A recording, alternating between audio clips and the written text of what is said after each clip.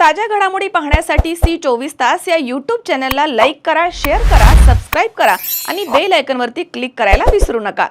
नव्या वर्षातील गुंतवणुकीसाठी शरद सहकारी बँकेची शरद गुढीपाडवा 2025 ठेव योजना, व्याजदर 8.60%। योजना येत्या 31 मार्च पर्यंतच, अटी लागू।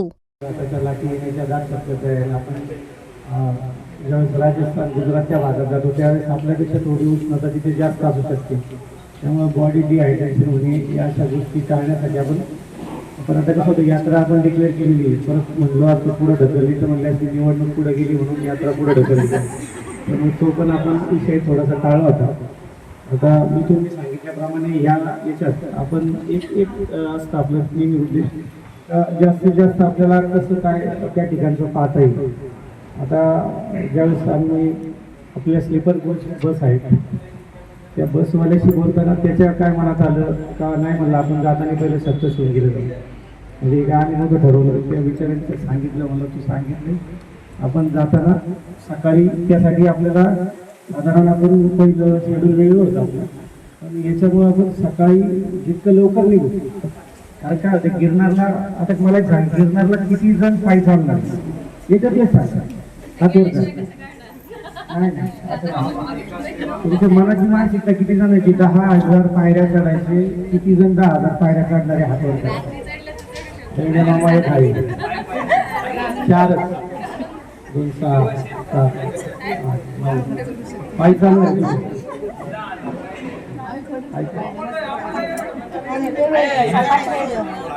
गेले सगळे पायी गेले, त्याच्याकडे निम्मच अंतर आहे, असं काही जास्त पण अंतर नाही, तुम्ही जाऊ शकता। ज्याची मनाची मानसिकता आहे त्यांनी पायी चालायचं, ज्याला वाटत नाही की बाबा आपलं शरीर साथ देणार नाही किंवा आपल्याला पुढे 4-5 दिवस प्रवास करायचा आहे, कारण ही गोष्ट सुद्धा गरजेची आहे। कसं होतं आपल्याला पुढे 4-5 दिवस प्रवास करायचा, त्यामुळे आपण आजारी पण पडलो पण नाही पाहिजे, हे पण प्रत्येकाने बघितलं पाहिजे। तुम्ही पायी जाणार पायी येणार आहे का फक्त पायी जाणार आहे त्याने झोपेन येणार आहे?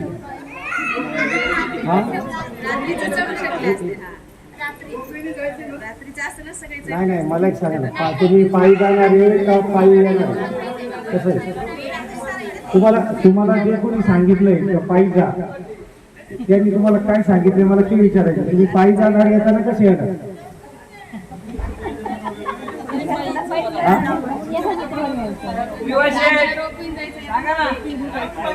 ज्यांनी हात वर केले होते ताई कसे येणार तुम्ही?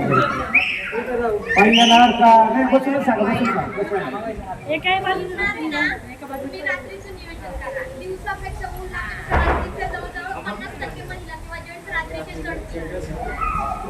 रात्रीचे तुम्ही नाही, रात्रीचे काही जर व्हिडिओ पाहिले ना त्याच्यात तुम्ही यूट्यूबला जाऊन सर्च करा, तुम्हाला त्या रस्त्याने क्लिअर तुम्हाला पुढे सकाळी व्हिडिओ टाकला पुढे त्या व्हिडिओमध्ये काय होतं 7 होतं, आणि हे जे दिवस आहेत ना हे दिवस कसे आहेत, जे काय निशाचर प्राणी आहेत सर बरोबर का, निशाचर प्राणी बाहेर येण्याचा हा संध्याकाळचा टायमिंग असतो।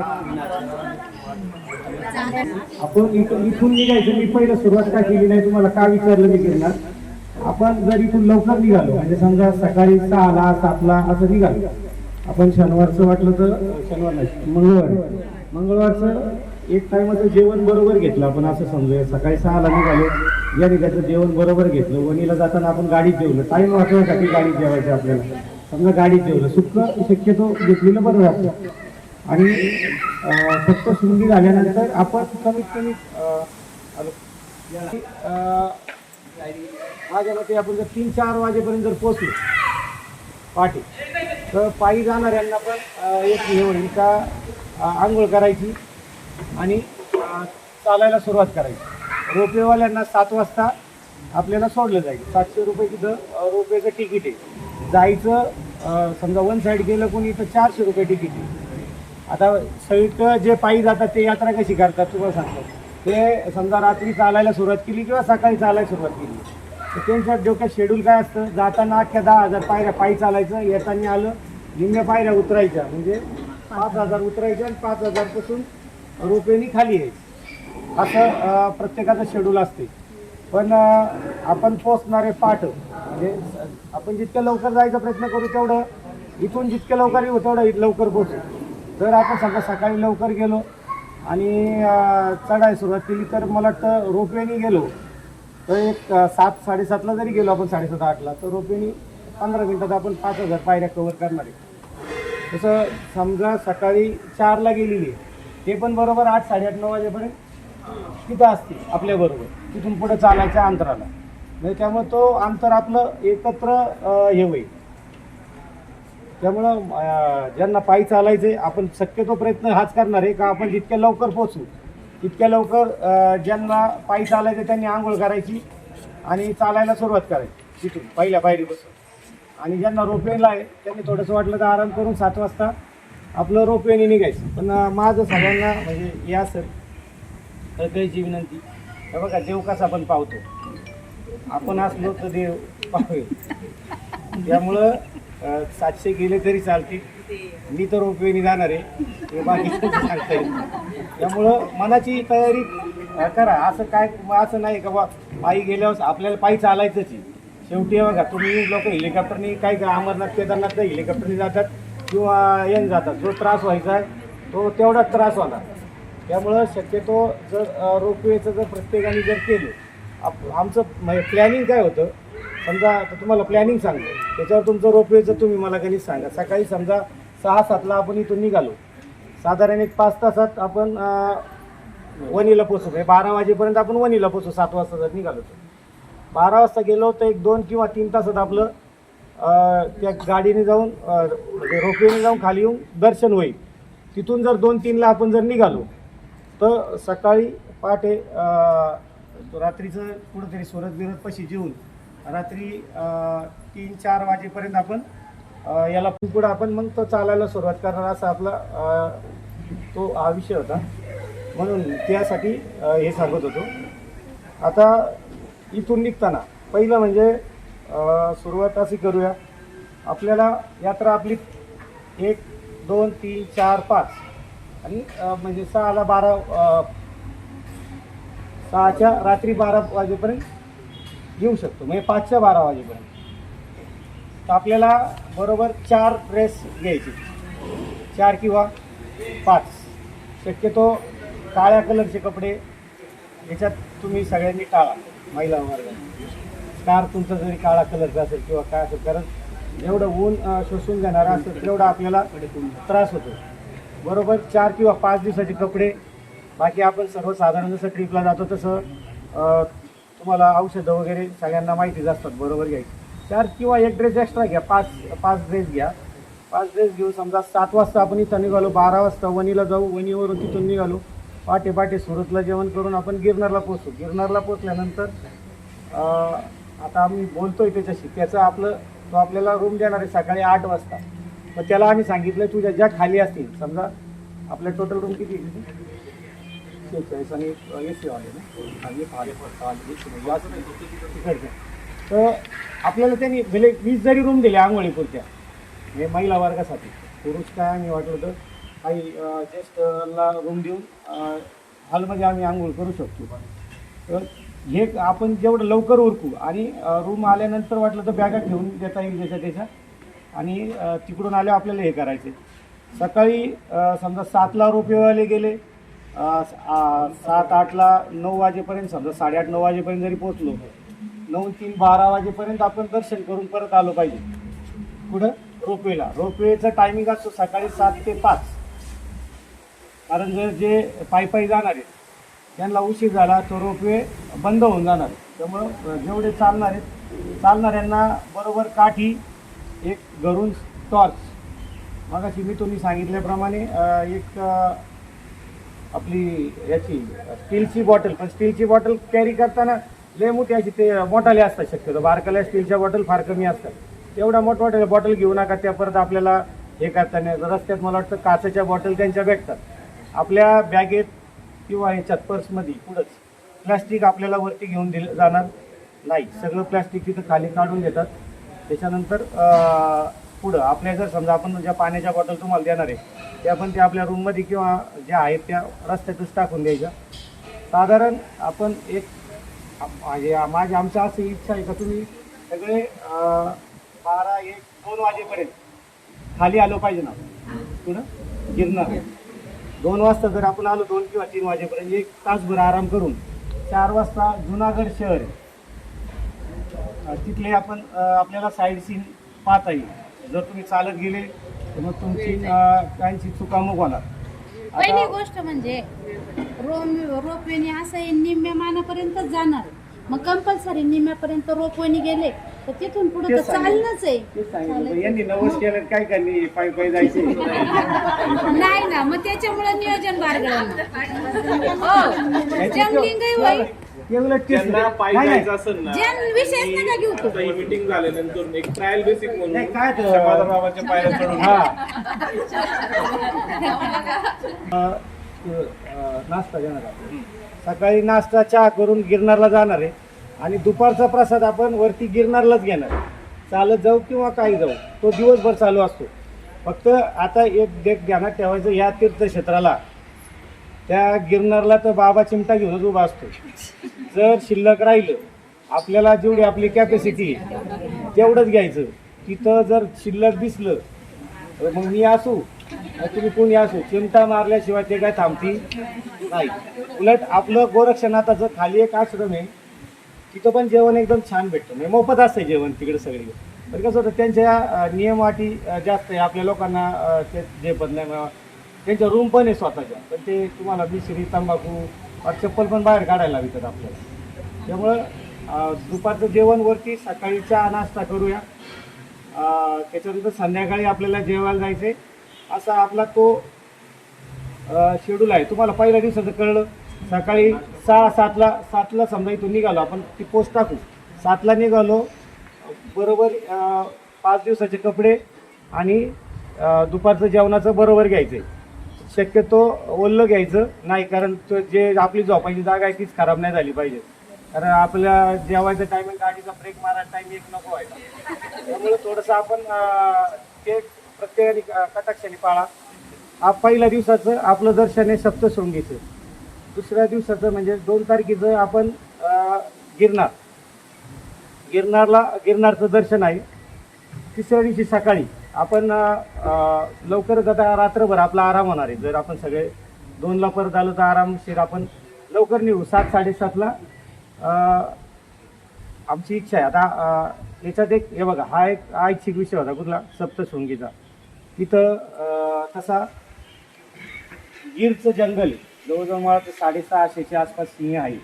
आता आपल्या नशिबाने दिसतात ना दिसतात देव झाले, पण त्यांची एक अर्धा तासाची राईड असते. बस असते, बस आपली पण बस आतमध्ये जाऊन देतात, पण ते आपल्या बसला पण 150 रुपयाप्रमाणे पैसे घेतात मानसी. त्याच्यापेक्षा मग आपली बस मिळण्याच्या ऐवजी त्यांच्या बसमध्ये जाऊ, ते 150 रुपये प्रत्येकाचे घेतील. एक अर्धा तासाचा त्याचा राऊंड असेल. फेमस आहे गिरचं जंगल. तुम्ही जर छोट्या गाड्या घेतल्या तर त्याची कॉस्टिंग जवळजवळ तुम्ही गुगलला वगैरे सर्च करा, 4-4, 5-5 हजार रुपये त्याची 3-3 तासाच्या राईडची कॉस्ट असते. ते जंगल करून तिथं बाहेर जेवण करूया ते शासनगीरला, आणि तिथून साधारण एक 12 वाजता निघायचं आपलं प्लॅनिंग आहे. जेवण करून 12 वाजता निघालो तर दुपारी 2 वाजेपर्यंत आपण सोमनाथला आलो पाहिजे. आता सोमनाथचं दर्शन करायच्या आधी तिथं काही म्हणजे ऐतिहासिक पौराणिक अशी ठिकाणे. पहिलं म्हणजे भगवान श्रीकृष्णाला जिथं बाण लागला किंवा भगवान श्रीकृष्णाने जिथं देह त्यागला आणि जिथून तो कोण हे होता बिल्ल समाजाचा ज्यांनी बाण मारला, ते अशा 3-4 स्पॉट आहे. मला वाटतं बाणगंगा आहे जिथून बाण मारला, ते एक भालका तीर्थ आहे जिथं भगवान श्रीकृष्णाला बाण लागला, आणि गोलकधाम तीर्थ म्हणून आहे जिथं भगवान श्रीकृष्णाने देह त्यागला. हे 3 गोष्टी तरी आपल्या त्या रिक्षावाल्याच्या, आता आपण एक तिथं जर तुम्ही सर्च केलं तर 30 रुपये ज्या गव्हर्नमेंटच्या बस आहे याचे 10 पॉईंट दाखवायचे, पण त्याचं टायमिंग आपल्याला माहीत नाही. ते कुठं नेटला एकच बस असते ती, मला वाटतं काहीतरी ती एकच दिसते शेड्यूलमध्ये. हां, मग ते जरी नाही जमलं तर आपण समजा वैयक्तिक रिक्षा करून कारण कसं होतं, आपण समजा काही जण परत काय सोमनाथला जाणार नाही, हे पाण्याची ठिकाणे, तर हे करून साधारण एक 4, 4:30, 5 वाजेपर्यंत आपण सोरटी सोमनाथ ज्योतिर्लिंगाच्या म्हणजे पहिलं ज्योतिर्लिंग आहे, या ज्योतिर्लिंगाच्या दर्शनासाठी आपण तिथं जाणार आहे. आता आपण आपला जो काय संकल्प 12 ज्योतिर्लिंगाचा, आपण हे 12 ज्योतिर्लिंग करताना आपल्या लक्षात एक हे पण आलं पाहिजे का प्रत्येक ज्योतिर्लिंगाचं एक वेगवेगळं महत्त्व असतं. समजा आपण आता मध्ये याचं केलं महाकालेश्वर केलं, तर महाकालेश्वर केल्यानंतर आपल्या मनात जी काही भीती वगैरे असते त्या भीतीपासून मुक्ती भेटते. तसं सोरटी सोमनाथ हे पहिलं ज्योतिर्लिंग असं आहे 12 ज्योतिर्लिंगात का जे ज्योतिर्लिंग केल्यानंतर माणसाच्या आयुष्यात का धन संपदा प्राप्त होते. आणि हे आपण सगळे हिंदू आहेत, पण हे मोगलांना सुद्धा माहीत होतं. त्यामुळं सगळ्यात जास्त जर अतिक्रमण झालं असेल तर ते सोरटी सोमनाथच्या मंदिरावर झालं. 17 वेळा मला वाटतं त्याच्यावर अतिक्रमण झाले. जुनं मंदिर जे आहे ते 17 वेळा पाडण्यात आलं असं त्याचा इतिहास आहे. कारण मला वाटतं पूर्वी असे म्हणायचे त्या जुन्या मंदिरात म्हणजे त्या भागात अशी एनर्जी होती का ज्योतिर्लिंग सुद्धा हवेत असायची अशी त्या हे. तर ते आपल्याला त्या ज्योतिर्लिंगाचं मेन दर्शन हे करायचं. दर्शनाला साधारण मला तिथे पास पण आहे, 300 रुपये का पास आहे, 500 रुपये का पास आहे आणि मोफत पण आहे. तिथे काही वेळ दर्शनाला लागणार, दर्शन आपलं स्पीडने होणार आहे. ते 300 किंवा 500 रुपयाच्या पासमध्ये कुठली तरी पूजा करतात. एक 5-10 मिनिटाची पूजा असतील, त्या पूजा त्या ह्याच्यात त्या हे करतात. ते दर्शन झाल्यानंतर त्याच्या मागच्याच बाजूला जुनं मंदिर आहे याचं सोरटी सोमनाथ जे पाडलं गेलं. त्या मंदिराला थोडासा वेळ आपल्याला इथं जर समजा अर्धा तास गेला तिथं आपल्याला 2 तास जाते. म्हणजे आपण इथं साधारण 4:30-5ला लागलो, 6 वाजेपर्यंत जर इथं बाहेर पडलो तर तिथं आपल्याला 1-1.5-2 तास धरून चालायचं. 7चा मला वाटतं त्यांचा आरतीचा टायमिंग असतो मंदिरात.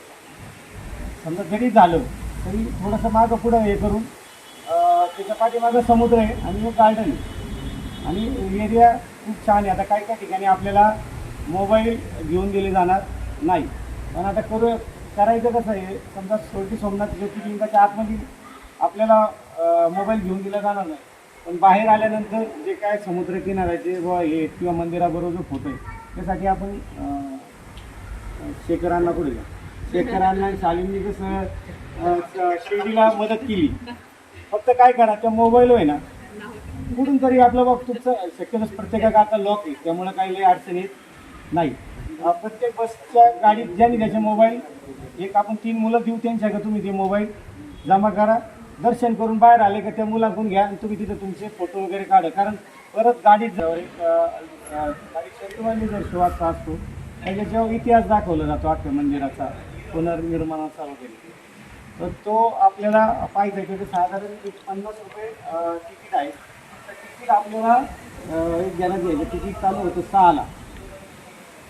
आपल्याला समजा हे करून ते तिकीट आधी काढून घ्यावं लागते मुलांना.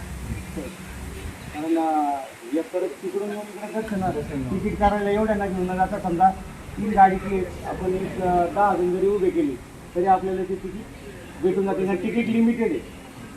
तिकीट तिथं जी सिटिंग कॅपॅसिटी आहे ना ती लिमिटेड आहे. त्यामुळे आपण आपली पहिली तिकीटं काढून ती प्रत्येकाची इंडिव्हिज्युअल त्याची देता येईल. तसंच रोपवेचं सुद्धा आहे. रोपवेचं सुद्धा गाडीत येणार ग्रुप करू, पैसे एक जागी करू. एक जण जरी गेला तरी तो 100 लोकांना तिकीट काढून येऊ शकतो. आणि तिकीट प्रत्येकाचं इंडिव्हिज्युअल असतं. म्हणजे मी लवकर आलो तुम्ही लेट आले तर तिकीट तुमच्या हातात असेल. फक्त काढताना आपण एक जण वाटलं तर तुम्ही आवरीपर्यंत 2 जण जाऊन तिकीट काढून ठेवते ना आपले तिकीट. तर त्याचं पण गाडीत बसल्यानंतर आपण ते नियोजन करू का गाडीचं जे शक्यतो त्याचे पैसे जर गोळा केले तर आपल्याला ते फास्ट होऊन जाईल. एकदा ते दर्शन केल्यानंतर रात्रीचं आपण तिथं जेवण करणार आहे. जेवण केल्यानंतर साधारण एक 10:30-11 वाजता आपण तिथून द्वारकाला प्रस्थान करणार आहे. साधारण एक 4 ते 5 तास साधारण लागतील. म्हणजे 11ला निघालो तरी 12 आणि 3 2 ते 3 वाजेपर्यंत आपण याला असू द्वारकेला. तिथं रूम केलेले आहेत. तिथले रूम मला वाटतं AC आहे. सगळ्यांना AC हॉलसुद्धा AC. तर त्या रूम मध्ये गेल्यानंतर आता जसा स्लीपर कोच असल्यामुळे बऱ्यापैकी आपला आराम होणार आहे, सगळ्यांचा झोपा एकच होणार आहे. तर तरी 2-3 तास एक आपण तिथं रेस्ट करू, सकाळी तिथं नाश्ता करू याला द्वारकेला, आणि तिथून आपण बेट द्वारकेला जाणार आहे. तर बेट द्वारकेला जायला 2 ऑप्शन आहे. एक तर बोटिंग जाता येतं, किंवा आता नवीन ब्रिज झाला आहे, डायरेक्ट आपल्या बस पण तिथं जातील. तुम्हाला नाही ना कुणाला बोटिंग जायची हवस, नर्मदेला गेले तशी? नाही ना, लय जण बसले होते त्या बोटिंग सगळ्यात चालले होते. बोटनी कोणाला जायचं नाही ना, मग बसनी आपण चालत जायचं तिथं. पण पुढे केदारनाथ, बद्रीनाथ, ते म्हणजे तिकडचे लोक ते 4 धाम मानतात, पण ॲक्च्युअल 4 धाम जे काय जे आहेत, बद्रीनाथ हे बद्रीनाथ, जगन्नाथपुरी, द्वारका आणि रामेश्वर हे मेन. आता तुम्ही पहिलं द्वारकेला भगवान श्रीकृष्णाचंच आहे, जगन्नाथपुरीला कृष्णाचंच आहे, त्याच्यानंतर ते बद्रीनाथला पण हे आहे.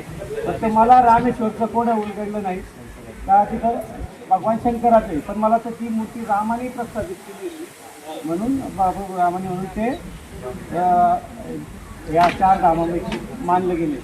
असं आपलं ते पवित्र धाम आहे. त्याची बेट द्वारका म्हणजे जी भगवान श्रीकृष्णाची द्वारका समुद्रात बुडाली, मला वाटतं काय शास्त्री दिला होता त्याची आई कोण, दुर्योधनाची गांधारीने मला वाटतं भगवान श्रीकृष्णाला शाप दिला होता का तुझ्या पण कुळाचा नाश. त्याच्यानंतर भगवान श्रीकृष्णाच्या म्हणजे देवस्थानानंतर जिथं आपण आता याला सोमनाथला जिथं देह त्यागला, त्याच्यानंतर आता त्याची सुद्धा तुम्हाला माहिती, ज्यावेळेस भगवान श्रीकृष्णाने तिथं देह त्यागला त्यावेळेस तिथं त्यांचा अंत्यविधी झाला. ते जे हृदय समुद्राने वाहून गेलं ते जगन्नाथपुरीला गेलं. तिथं मला वाटतं जगन्नाथपुरीला श्रीकृष्ण, बलराम आणि सुभद्रा या 3 मूर्ती आहेत. आणि आजही त्या मूर्तीच्या याच्यात हृदयामध्ये आजही तो म्हणजे जे काय हृदय वाहून गेले ते आजही ते तसंच आहे. ज्यावेळेस 12 वर्षांनी त्या मूर्ती तुम्ही वाचल्या असेल गुगलला बिगलला, आता बऱ्यापैकी यूट्यूबला येतं, ज्यावेळेस त्या मूर्त्या आपण बदलतो म्हणजे ते बदलतात तर पूर्ण जगन्नाथपुरी डार्कमध्ये अंधार केला जातो.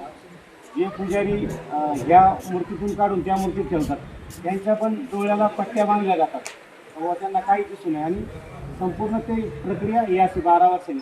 पण ज्या पुजारी या याच्यातून घेऊन त्याच्यात हे करतात त्यांचा म्हणजे अनुभव असा आहे का आपण कसं म्हणतो एखादं जिवंत हृदय असं जसं करतो तसं आजही ते धडधड करतं असं येईल. तर ज्या ठिकाणी झालं ते तो ठिकाण आणि भगवान श्रीकृष्णाचं आपल्याला बेट द्वारकाची द्वारका बुडवली.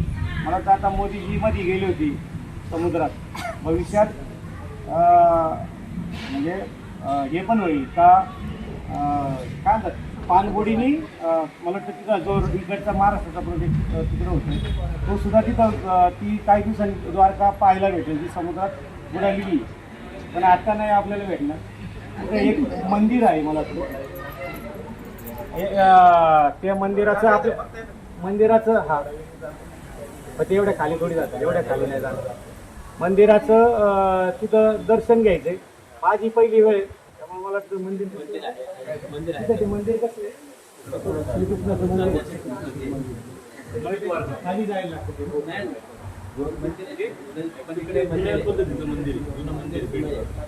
ते त्या मंदिराचं दर्शन घेतलं तिथंच मला वाटतं अन्नप्रसादाची व्यवस्था आहे. कारण आपण परत जर हॉटेलला गेलो तर परत मला वाटतं आपल्याला 40 किलोमीटर आहे ना, 40 किलोमीटर मागं जावं लागेल. त्यामुळे तिथं अन्नप्रसाद घेऊन आपण जे आपलं मला वाटतं 11वं ज्योतिर्लिंग आहे नागेश्वर ज्योतिर्लिंग. आता आपल्या इकडची महाराष्ट्रातली लोक आपण औंढा नागनाथ मानतो, कोणी परळी वैजनाथ मानतो. पण जे 12 ज्योतिर्लिंग पकडली गेले त्याच्यामध्ये महाराष्ट्रात फक्त 3च ज्योतिर्लिंग आहेत, त्र्यंबकेश्वर, भीमाशंकर आणि गुप्तेश्वर. मला वाटतं आपली 2 झालेली, गुप्तेश्वर आणि त्र्यंबकेश्वर झाली. भीमाशंकर आपण सगळ्यात शेवटी ठेवले, कारण तिथे आपल्याला काहीतरी वेगळं करायचं डोक्यात प्लॅनिंग आहे. 12 ज्योतिर्लिंग झाल्यानंतर तर नागेश्वर ज्योतिर्लिंग आपण त्या ठिकाणी मला वाटतं दुपारी ते मंदिर बंद नसतं. बाकी सगळी मंदिरं 5 वाजेपर्यंत बंद असतात. त्यामुळं आपण नागेश्वर ज्योतिर्लिंगाचं दर्शन एक 12 ते 4च्या दरम्यान 3-4च्या दर्म्यान ते करूया. ते झाल्यानंतर द्वारकेच्या जे द्वारकाधीशाचं मंदिर आहे 4 धामचं, तिथं आपण आपल्याला उतरल्यानंतर पहिलं समुद्रकिनारी जाऊ. थोडंसं काय तिथं पण एक छोटे 10-20 रुपयाचे शो असतात, दाखवतात. आणि इकडं काहीतरी मला वाटतं सोन्याची द्वारका दाखवली जाते इथं इथं काय तयार केलेली. आम्ही पण गेलो नाही, त्यामुळे आपण सगळे तिथं गेल्यावर ठरवू. ती जी द्वारका आहे ना ती ऍक्च्युअल तर प्रायव्हेट केलेली आहे कुणीतरी, म्हणजे सोन्याची द्वारका म्हणतात त्याला, तर ती प्रायव्हेट आहे. ते सगळेजण मी बघितलं येताना आपलं स्टॅच्यू ऑफ युनिटी काय आपल्या ह्याच्यात नव्हतं. जसं तुम्हाला सांगितलं का सप्तशृंगीला जा हे गाडीवाल्यांनी सांगितलं, तसं आम्ही ते चेक केलं ते 50 किलोमीटर वाढते. आता याच्यात किती जणांचं झाले स्टॅच्यू ऑफ युनिटी? हे बऱ्याच जणांचं झालं नाही. आपण सगळे जाणार आहात, मग चाललोय तर मग योगाने तिथं आपण पाहूया. फक्त आता तिथं एक प्रॉब्लेम आपल्याला असा होणार आहे, आपण समजा रात्री 11-12ला जर द्वारकेहून निघालो तर सकाळी एक 8ला ते मला वाटतं चालू होतं. आपण साधारण समजा 7-8ला पोचलो तर आपला आंघोळीचा हा विषय राहणार. तेवढं फक्त तुम्हाला ॲडजस्ट करावं लागेल. आपण कुठंतरी फ्रेश व्हायला गाडी थांबू, त्या ठिकाणी फ्रेश व्हा. वाटलं तर काय कपडे बदलायचे पुढं तुम्ही कपडे बदला, कारण नाही ते तू थोडं तरी तर म्हणणार तुला आपल्याला देतो जाता येतं. आणि 1 का 2 स्पॉट दाखवतात.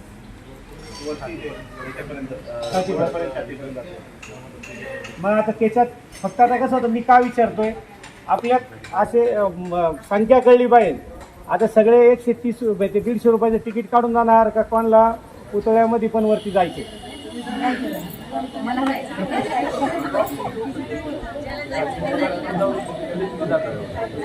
150 रुपयाचं तिकीट काढायचं ते दिवाळी दादा वरती. म्हणजे जाऊ तिथून ते 1-2 स्पॉट आहेत, त्यांच्या गाड्यांनी तो स्पॉट पण आपल्याला पाहता येईल.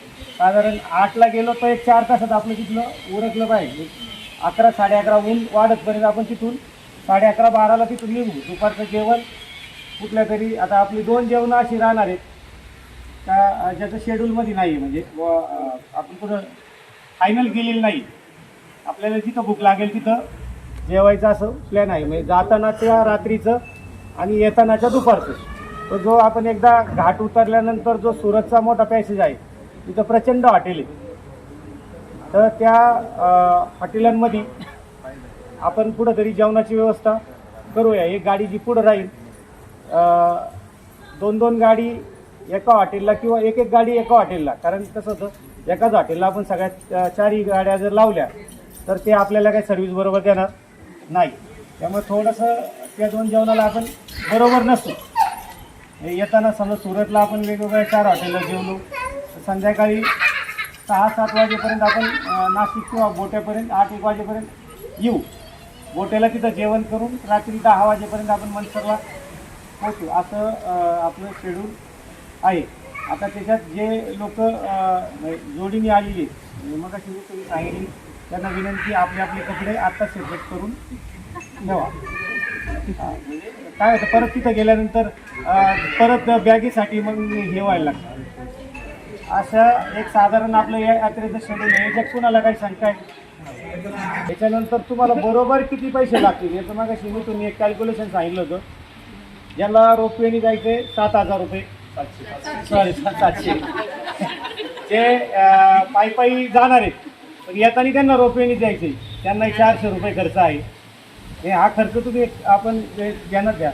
समजा जिथं आपलं हॉटेल आहे तिथून गिरनारचा जो म्हणजे जिथून पायरी तिथं आपण चालत जायचं. एखाद्याला वाटलं 20 रुपये देऊन मी रिक्षाने जाऊ शकतो, काय हरकत नाही जायला. काय असं म्हणजे लाजायचं नाही, बा मी रिक्षात बसलोय आणि वाटलं काय करणार मी याच्यातून उतरलोय रोपेतून डोलीत सुद्धा जरी बसले ना तरी काही अडचण नाही. शेवटी शरीर आपलं किती साथ देतंय ते प्रत्येकाने पाहणे गरजेचं आहे. ते 700 रुपये आपल्याला लागतील, 20 रुपयाची तर रिक्षाला लागतील. आता गिरच्या जंगलामध्ये जायचं का नाही हा ज्याचा ऐच्छिक विषय आहे. आपण काय म्हणणार नाही का तुम्ही जा, तुम्ही जेवणाच्या ठिकाणी जेवण करून घेतलं तरी चालेल, पण एक 150 रुपये आपण तिथपर्यंत चाललोय तर आपण पाहायला काय हरकत नाही. म्हणून ते तिथं एक 150 रुपये लागतील.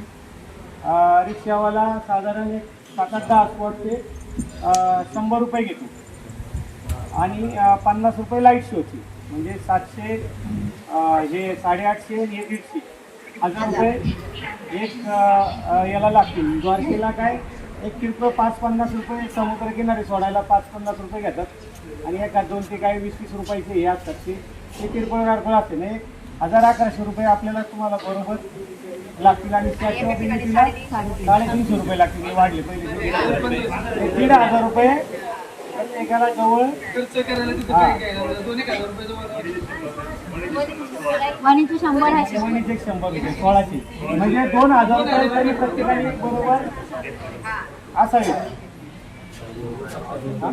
आणि शेवटचं जे कंपार्टमेंट आहे ते खाली 5 आणि वरती 5 असं 10 असं 50ची कॅपॅसिटी आहे मागे स्लीपर कोचला.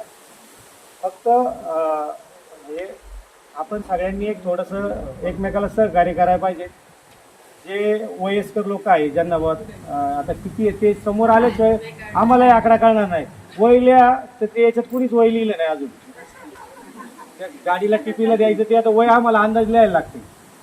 मग ते जर वय किंवा वय बनण्यापेक्षा शारीरिक कॅपॅसिटी प्रत्येकाची कशी ही खूप गरजेची ते माहीत नसल्यामुळं आता 3 बस आहे.